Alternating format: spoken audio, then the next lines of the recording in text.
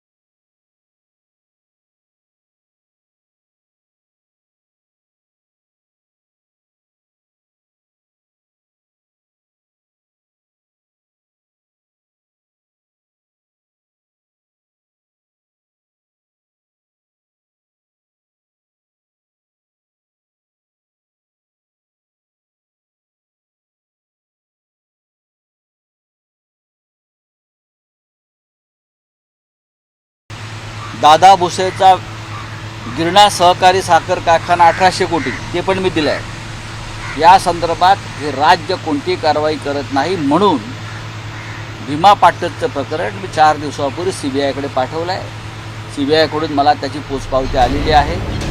मात्र भाजपा प्रदेशाध्यक्ष चंद्रशेखर बावनकुळे यांनी राऊतांचे आरोप फेटाळले। संजय राऊतांच्या प्रत्येक प्रश्नाचं उत्तर देण्याकरता मी बांधील नाहीये।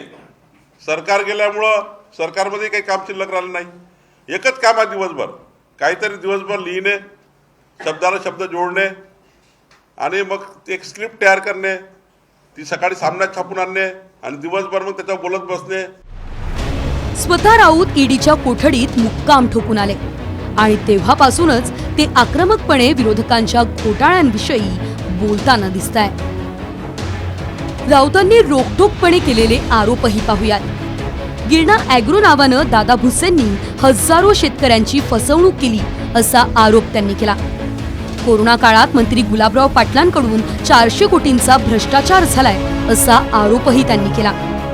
भीमा पाटस कारखान्यात 500 कोटींच्या घोटाळ्याचा आरोप आहे। शिवसेना फोडण्यासाठी भाजपानं 2000 कोटी रुपये दिले असा आरोपही राऊतांनी केलाय।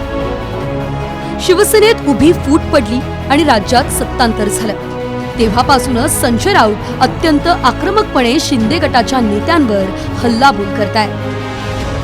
आता पुराव्यांनिशी ते यातील अनेकांवर घोटाळ्याचे आरोप करतायत। त्यामुळे घोटाळेबाजांचे कर्दनकाळ म्हणून भाजपाचे सोमय्या विरुद्ध महाविकास आघाडीचे राऊत असा सामना रंगण्याची शक्यता नाकारता येत नाही। ब्युरो रिपोर्ट, साम टीव्ही न्यूज।